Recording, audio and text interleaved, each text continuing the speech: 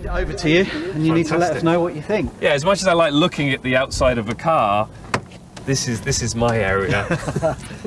All right, here we go.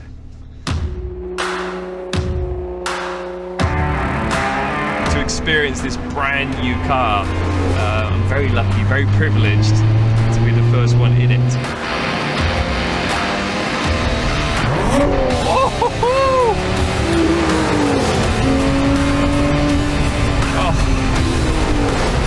This engine just roars. It sounds wonderful.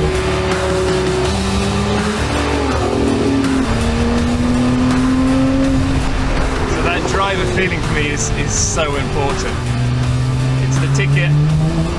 It's what works.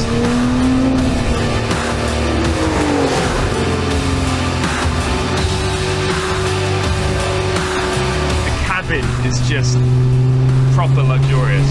The leathers in here, the infotainment system, this massive screen. It's nice that it's simple and it gives you more time to do this.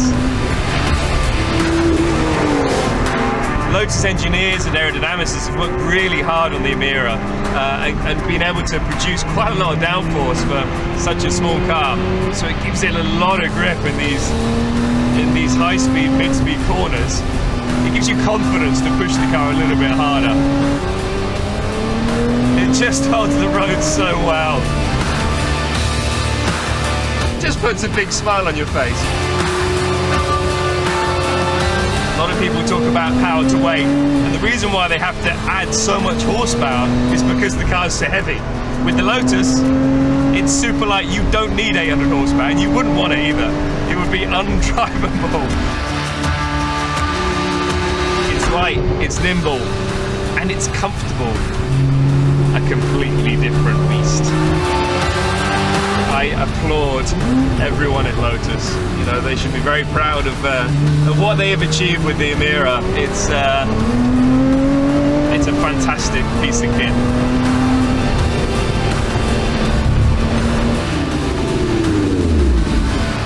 What can I say? Wow.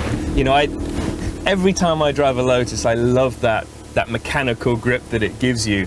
But now you even have that in the high-speed corners. They've worked really hard with the aerodynamics on the Emira. And you're doing it in such a luxurious place as well. This interior is so plush. You know, a lot of the time in a sports car, they're fantastic to drive. You enjoy driving them, but you don't want to do long distances in them. But in here, I'm so comfy. My takeaways from today, a big step forward for Lotus. This car is a very, very important car. And this is really going to shape the company for the future. I'm not done driving it yet.